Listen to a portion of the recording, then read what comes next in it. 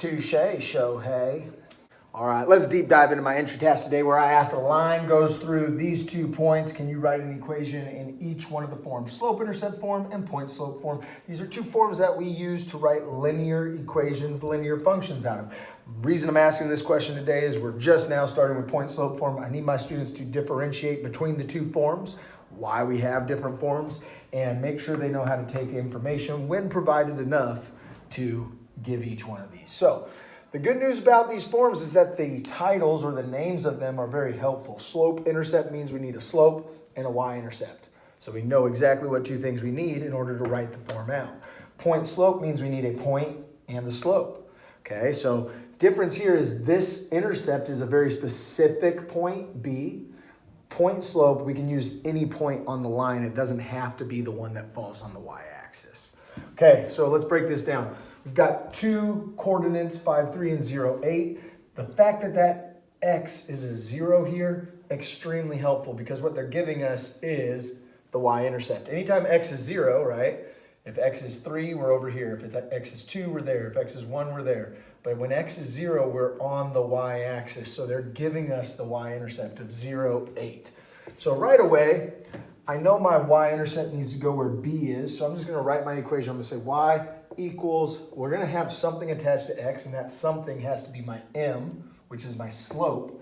But I can get rid of this 8 right here and put it in as my intercept immediately. Done. Now all I got to do is figure out what my slope is. Now how do we find slope from 2 points? You should know that the slope formula is what's going to do that for you. y2 minus y1 over x2 minus x1. It's just your change in y values over your change in x. Change in y over change in x will always give you your rate of change. So I can look up here and I can just say my y is 8 minus 3 makes 5 over 0 minus 5, which makes negative 5. A positive divided by a negative makes a negative, and 5 over 5 is 1. So negative 1 is what our slope is. We're just going to erase this right here, put a negative 1 in for the slope, and I've got a slope-intercept form equation written out.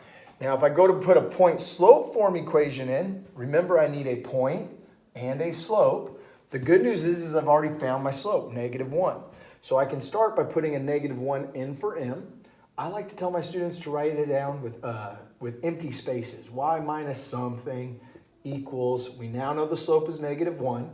Slope of that line is negative 1 times x minus something. I tell them leave these empty, pick a point. We've got 2 choices, right? It's point-slope form. We just need to use one of these points. Let's use 5, 3. So we're going to use 5, 3. 5 is my x, 3 is my y. And I got to put this information here and here.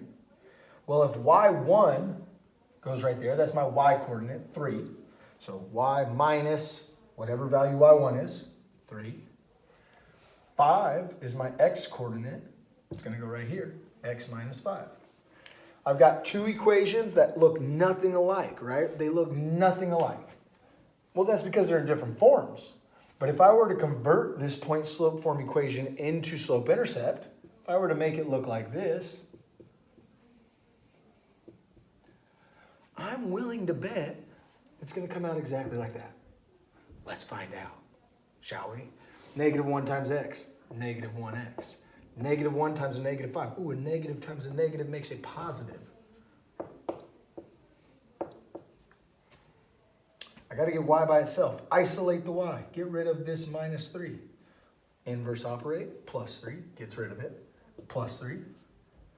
5 plus 3 is 8.